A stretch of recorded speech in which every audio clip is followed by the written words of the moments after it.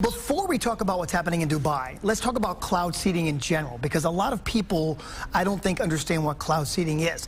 And this has been going on for decades, by the way. This is not something that's brand new.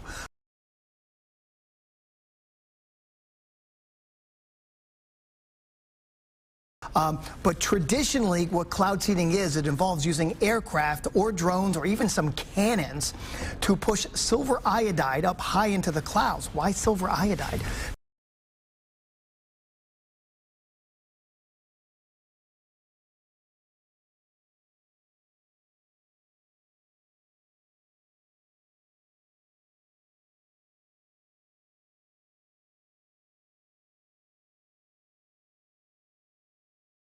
Why silver iodide?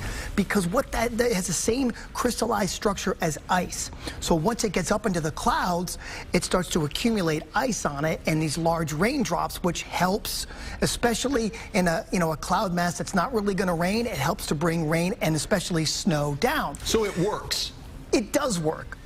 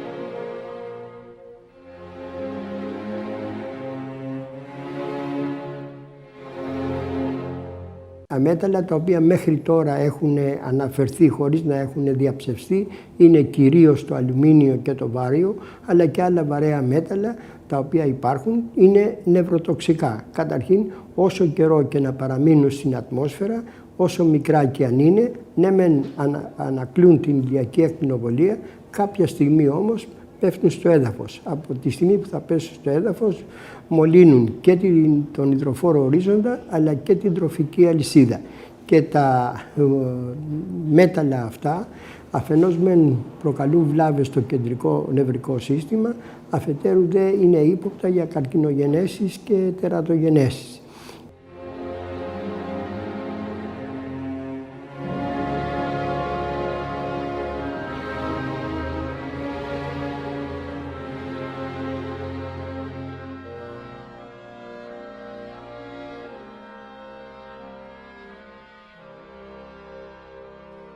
One of the ways in which the UAE seeds clouds is by using electricity-inducing drones.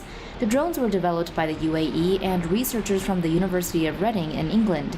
They get catapulted into the air and cruise through the sky, gathering weather data and giving a nudge to clouds in the form of an electrical charge.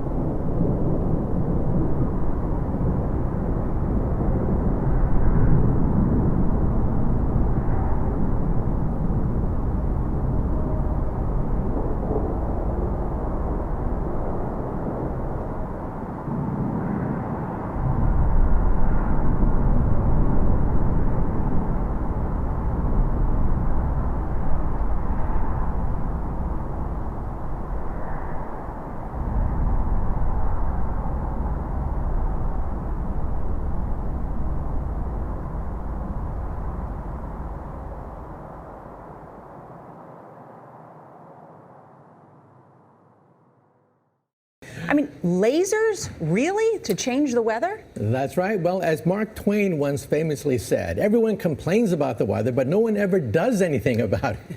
Well, instead of doing a rain dance, we physicists are firing trillion-watt lasers into the sky to actually precipitate rain clouds and actually bring down lightning bolts. This is potentially a game changer. But this is experimental. It's experimental. However, in the laboratory so far it works.